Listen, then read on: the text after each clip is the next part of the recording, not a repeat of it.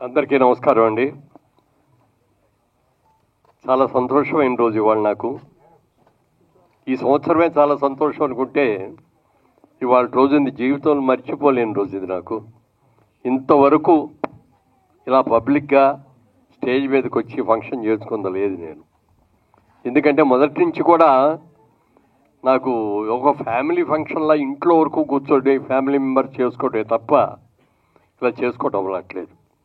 మెడ్రాస్లో ఉన్నప్పటి నుంచి కూడా ఆ రోజు హీరోలుగా వేసే రోజుల్లో కూడా జన్మదినం అని జరుపుకోకుండా అక్కడున్న బాయ్స్ హాస్టల్స్కి, గర్ల్స్ హాస్టల్కి, లేకపోతే డిజబిలిటీ ఉన్న వాళ్ళకి, మెంటల్లీ రిటార్డెడ్ పీపుల్కి వాళ్ళ స్కూల్స్ ఉంటే ఆ స్కూల్స్లోకి వెళ్ళి వాళ్ళందరి మధ్యలో వాళ్ళందరికీ కూడా భోజనం పెట్టి వాళ్ళతో కలిసి కూర్చొని భోజనం చేయడం అనేదే నాకు అలవాటు. మా ఇంట్లో ఎవరికి ఏ జరిగిందో కూడా అదే చేస్తాం. ముఖ్యంగా ఈ నెలలో చూసుకుంటే జూన్ 6వ తారీఖున మా నాన్నగారిది అమ్మగారిది పుట్టినరోజు ఫంక్షన్ చేసాం ఇక్కడే బ్లైండ్ స్కూల్లో. అలాగే 13వ తారీఖు 17వ తారీఖు వచ్చేప్పటికి మా మనవరాలి బర్త్డే, అది అక్కడే చేసాం. 19వ తారీఖు మా మ్యారేజ్ డే, అది అక్కడే చేసాం. ఇవాళ నా పుట్టినరోజు, ఇవాళ కూడా అక్కడే. ఈ అన్ని రోజులు కూడా అక్కడే ఎందుకు చేస్తున్నాం, మీరు ఘనంగా చేసుకోవచ్చు కదా అంటారు. ఘనంగా చేసి ఖర్చు పెట్టి చేసేదానికంటే అది ఆకలిగా ఉన్న వాళ్ళకి, మరి సమాజంలో ఇబ్బంది పడుతున్న వాళ్ళకి, దేవుడు సృష్టిలో కొంతమందిని బ్రహ్మాండంగా పుట్టిస్తే కొంతమందిని అంగవైకల్యంతో పుట్టించడమో, లేకపోతే విజువల్ బ్లైండ్నెస్ ఉండటమో, ఇట్లాంటి వాళ్ళు ఎంతోమంది ఉన్నారు. వాళ్ళందరి మధ్యలో కూర్చొని భోజనం చేస్తే ఎంత బాగుంటుంది అనేది నా కోరిక. ఈ బ్లైండ్ స్కూల్కి వెళ్ళినప్పుడు కూడా నేను వడ్డిస్తా అంటే పక్కన వచ్చే నాకు ఆయన అడిగారు వాళ్ళ లెక్చరర్ గారు, మీకు ఎవరు వడ్డిస్తున్నారో తెలుసా అండి అన్నారు. తెలుసా అండి అన్న. మురళీమోహన్ గారు అని చెప్పారు ఆయన. మీరు ఆయన సినిమాలు ఏమన్నా చూసారా అని అడిగారు. పాపం ఎట్లా చూస్తారు, బ్లైండ్ వాళ్ళు చూడలేరు. చూసామండి అన్నారు. ఏ సినిమా చూశారు అన్నారు. సినిమా పేరు రామారెడ్డి గారి సినిమా ప్రేమించు సినిమాలో చూసామండి అన్నారు. ఆ సినిమా రిలీజ్ అయిపోయే ముందు రామారెడ్డి గారు బ్లైండ్ స్కూల్లో ఉన్న పిల్లలందరూ కూర్చో ప్రివ్యూ షో వేశారు. ఆ సినిమా చూసి వచ్చిన తర్వాత బయటకు వచ్చిన తర్వాత వాళ్ళందరూ కూడా దృష్టి లేని వాళ్ళు కూడా కళ్ళెమంట నీళ్లు పెట్టుకుంటూ బయటకు వచ్చి అందరినీ అభినందించడంతో పాటు నా దగ్గరకు వచ్చి నన్ను అందులో ఆ బ్లైండ్ గర్ల్ ఫాదర్ క్యారెక్టర్ నేను వేశాను.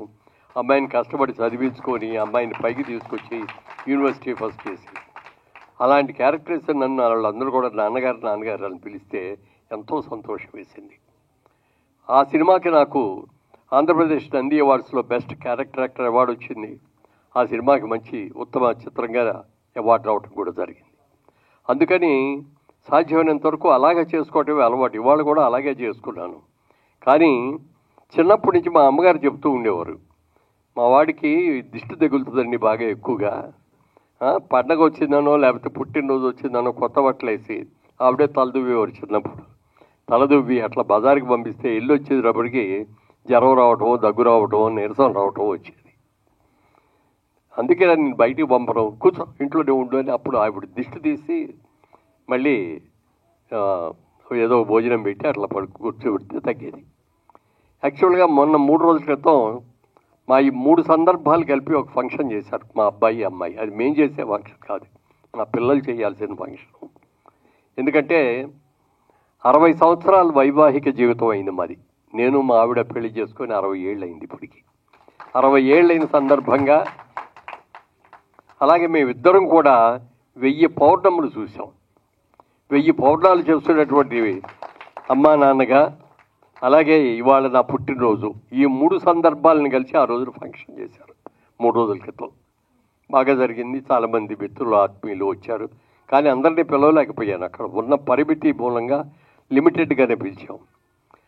ఆ రోజున వచ్చిన తర్వాత ఇప్పుడు రాత్రి బాగానే ఉన్నాను. నెక్స్ట్ డే మార్నింగ్ లేచేటప్పటికి ఒళ్ళంతా నొప్పులు, జ్వరము ఇవన్నీ వచ్చేసి ఆ రోజున అక్కడే అన్నారు కొంతమంది, బాగా ఏమండి మీరు ఇంటికి వెళ్ళగానే దిష్టి తెంచుకోండి 4-5 చెప్పారు ఇదే మాట. ఇంకా ఇప్పుడు ఎవరు దిష్టి కొడతారు లేవా, దిష్టి కొట్టే రోజులు పోయినాయి అనుకున్నాయా. నిన్నంతా జ్వరంతో పడుకున్నా. ఇవాళ రోజునన్నా బ్లైండ్ స్కూల్కి వెళ్దాం, అక్కడికి వెళ్ళి వడ్డించాలి మనం అని అనుకుంటే మార్నింగ్ నుంచి మోషన్స్ పట్టుకున్నాయి. ఈయన చెప్పారు, వీరికి కూడా రాము చెప్పయ్యా డైరెక్టర్ గారికి, వాళ్ళకి, ప్రొడ్యూసర్లకి, నేను రాలేకపోతున్నానండి అండి, మీకోసమే చేస్తున్నారండి, బర్త్డే ఫంక్షన్ చేస్తున్నారండి, మీరు రాకపోతే బాగోదండి, ఒక అరగంట ఉండేలండి అంటే సరే అని ఓపిక చేసుకొని వచ్చాను. వచ్చే ముందు కూడా ట్యాబ్లెట్ ఒకటి వేసుకొని మళ్ళీ ఎమర్జెన్సీ రాకుండా అటు పరిగెత్తే పని లేకుండా వచ్చాను. ఇవన్నీ ఎందుకు చెప్తున్నానంటే ప్రజలకి నా మీద ఉన్న ప్రేమే. దిష్టి అనేది ఎవరికి పడితే అడిగి దిష్టి తగలదండి. ఓ ప్రేమించిన వాడికి, ఓ మంచి వాడికి, మన ఆత్మీయుడిగా అనుకున్న వాళ్ళే దిష్టి తగులుతుంది. సరే, కొంతమంది దిష్టితో కళ్ళతో చూసేవాళ్ళు ఉంటారు, నల్లరాయి కూడా పగిలిపోతుంది అంటారు దిష్టికి. అలా నల్లరాయిని కాపోకపోయినా మరి ఈ విధంగా మళ్ళీ ఆరోగ్యంగా మీ ముందు చూడటం అనేది నాకు చాలా సంతోషంగా ఉంది. ఇవాళ జరుగుతున్న ఇంతవరకు సినిమా ఇండస్ట్రీలో 350 సినిమాలు చేశాను. ఎప్పుడు ఇలా వేదిక మీద నా బొమ్మ వేసి ఇలా జరగడం ఇదే ఫస్ట్ టైం. నేను చెప్తున్నానండి, ఈరోజే ఫస్ట్ టైం, ఎప్పుడు జరగల ఇట్లా.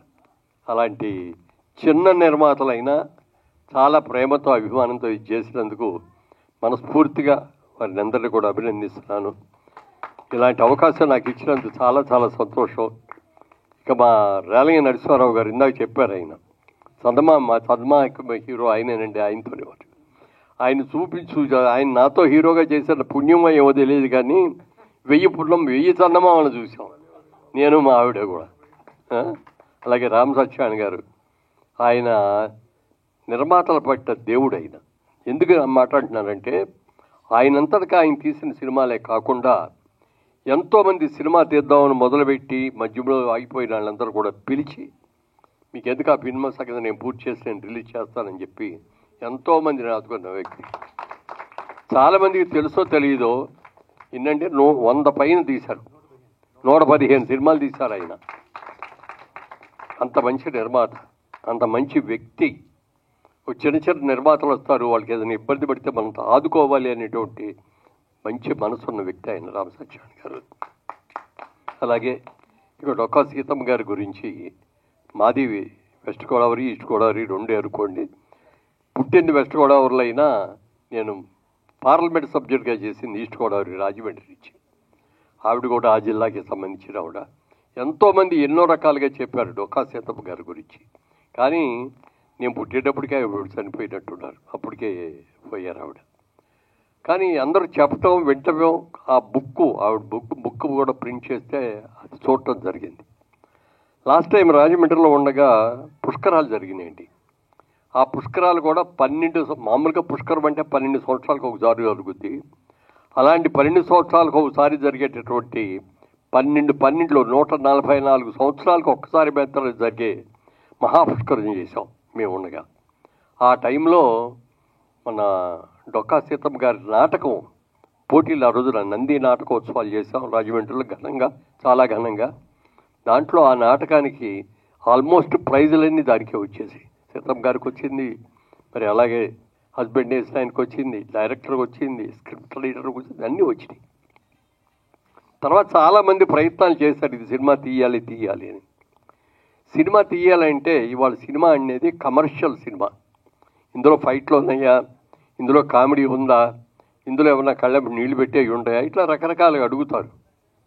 కానీ ఈ సినిమాలో అవేమీ లేవు.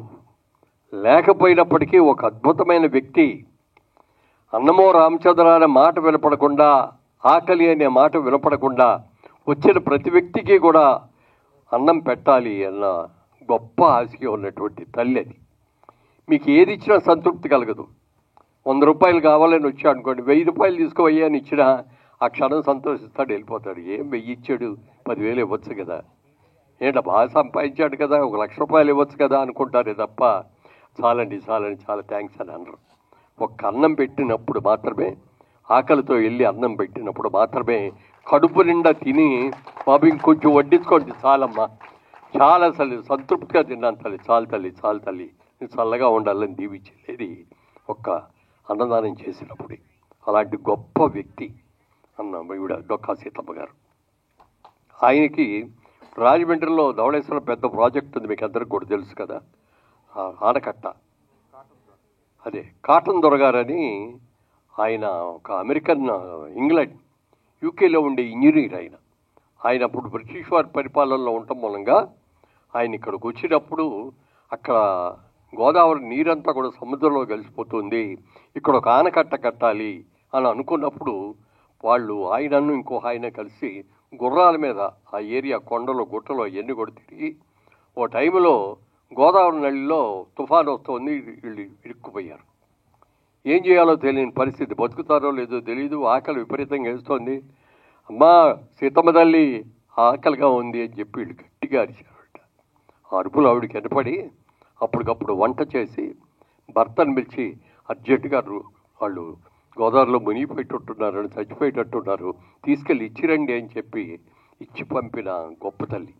ఆ మరుసటి రోజు వాళ్ళు దగ్గరకు వచ్చారు, ఇవిడి దగ్గరికి వచ్చి, అమ్మా మేమేనమ్మా నిన్ను వచ్చింది, నువ్వు పెట్టబట్టి బతికాము, నిన్ను ఇంత గొప్ప తల్లిని, ఇంతమందికి ఆకలి తీర్చున్నటువంటి సీతమ్మ గారి గురించి మా దేశంలో మా చక్రవర్తి గారు, మా రాజుగారు, మా దేవుడు, మా ప్రెసిడెంట్ మిమ్మల్ని రమ్మని పిలిచారండి, ఆహ్వానం ఇచ్చారు. ఆహ్వానం ఇవ్వటం కోసం మేము మీ దగ్గరకు వచ్చామని అని చెప్పింది ఆవిడ. చెప్తే అప్పుడు ఆవిడ, నేను ఎక్కడికి రానయ్యా, నేను దానికోసం వెళ్తే ఇక్కడ ఆకలిగా వచ్చే వాళ్ళందరికీ ఎవరు ఉండి పెడతారు, నేనేమి రానొద్దు అంటే అప్పుడు వాళ్ళు ఆయన అడిగారట, ఒక ఫోటో ఉంటే ఇవ్వమ్మా నాకు. చిన్న ఫోటో తీసుకొని వెళ్ళి అక్కడ పెట్టి ఆయన కూర్చున్న కుర్చీ పక్కన ఫోటోని పెట్టి దండేసి ఇది చేశారట. అది ఆవిడ గొప్పతనం. చాలామంది నిర్మాతలు తీయాలి అనుకున్నారు, ఎవరు డేర్ చేయాల. అలాంటిది మా నిర్మాతలు వీళ్ళందరూ, ఆ దర్శకుడు కానీ ఇది చెయ్యాలి, దీంట్లో లాభం ఎంత వస్తుందని కాదు, ఇది ఒక కళాఖండం లాంటి సినిమా, ఒక కన్న తల్లి ఆకలిగా వచ్చిన వాళ్ళకి అన్నం పెట్టిన చిత్రం ఇది. ఈ చిత్రం తీయాల్సిందే, ఎంత లాభం వచ్చినా నష్టం వచ్చినా అని అనుకోవటం.